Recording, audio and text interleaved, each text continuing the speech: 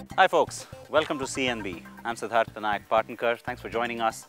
With me, I'd like to introduce you to the Audi RS7. Now, this is the most powerful Audi road car ever. That didn't get your attention? The way the engine sounds, the way the car drives, certainly will.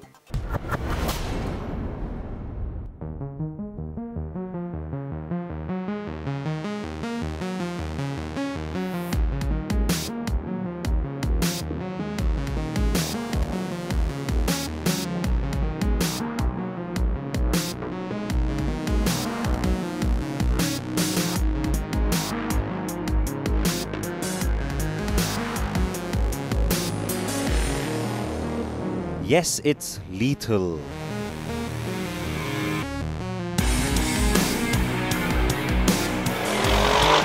And as I said, it is in fact the most powerful road-going Audi ever. It's lit and almost feline in its stance, with a graceful roofline and very contrasting aggressive muscle too. And in this graphite matte finish, it somehow seems even more menacing, more deadly, more enticing, and more wicked.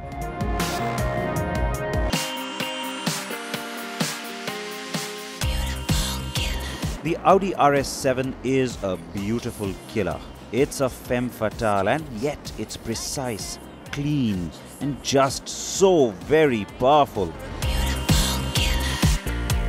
It takes you a mere instant of getting into this car to realize just the kind of power that's packed under the hood.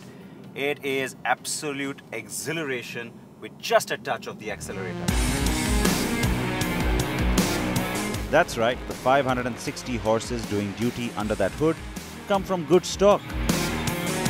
They work hard and they work without pause. And by the way, that's a whole 140 horses more than the S7. The car is effortless yet controlled, agile yet planted.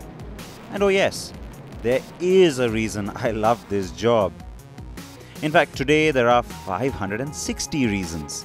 The numbers are indeed fabulous, and given the amount of torque this engine generates, Audi's usual 7-speed S-tronic wouldn't have done the job, and so Audi shopped around and got the 8-speed Tiptronic from ZF. The car has a traditional torque converter at the front of that transmission, and so it lacks launch control. But you know what?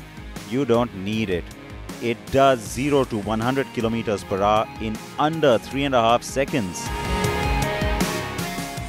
Now, given the kind of torque you've got to play with over here and the overall drive dynamics, there's only one thing which I feel should have been worked on just a little bit. It's the steering. You don't get enough of an input from it. It's not direct enough. Like the rest of the car, like the kind of dynamics, especially when you put the car into dynamic mode, you get a nice sporty feel from everything else, but not as direct, not much feedback coming from the road, or not as much stiffness as you'd like on the steering wheel. So it's just that one little piece of the puzzle. Otherwise, everything else sure is dynamic. There is a bit of understeer, but the car's torque vectoring rear diff makes up for that. Handling is a pure delight, with Quattro all-wheel drive also playing a role. The RS7's ride is a bit softer than what you would expect, but the suspension and overall dynamics stiffen up nicely in sport mode, which I have to say is how this car is best driven. Now of course the RS7 comes out of Quattro GmbH, so of course it is a direct import. And so of course it is muchos expensive. 1,27 lakh rupees, thank you very much. It also needs high-octane fuel, though we did use regular fuel, and it works in the event you can't get the good stuff. Mileage comes in at about 10 kilometers to the litre, which isn't bad given the kind of car we're talking about. So as we've explained, this car is not for the light-hearted, and it's also not for the light-walleted.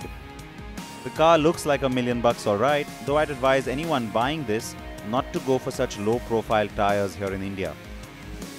So even though the 21 inches look great, you can get 19 or 20 inch wheels too. The oval twin tailpipes at the rear, the slightly muscular bumpers, the air intakes along the side, and the RS7 badging all around is a subtle way to add some aggression into an otherwise subdued design. Inside, the car is very well finished and it's sporty too. The quilted stitching and the RS7 badging on the sports seats is a nice touch. There are plenty of carbon fiber finish panels too, which add to the overall appeal. The rear is comfortable too, and being a hatch or Sportback as Audi calls it, you get a massive 535 litres of boot volume.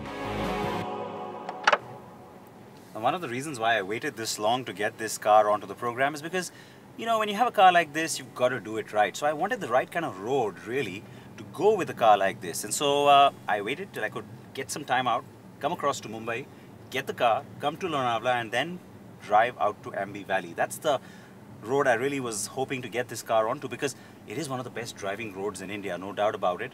Not just because it's got a decent surface and it's really pretty and picturesque, but also because it's nice and twisty and winding. Always great to test a car. Oh yes, how terrific has it been with this one? I can only tell you. More like I can go on and on and on. The beauty of the car is that it is designed to impress upon you the power that it carries. But at no point does it make you regret not being on a racetrack. It's got a great road character. And of course, it's so fast that you have to look at the speedo every now and then just to make sure you aren't getting carried away. If you do have the cash, it's definitely the car to buy for its sheer fun factor, if nothing else. And if you do buy it, please remember to let me know. I promise to be a very good friend. To the car at least.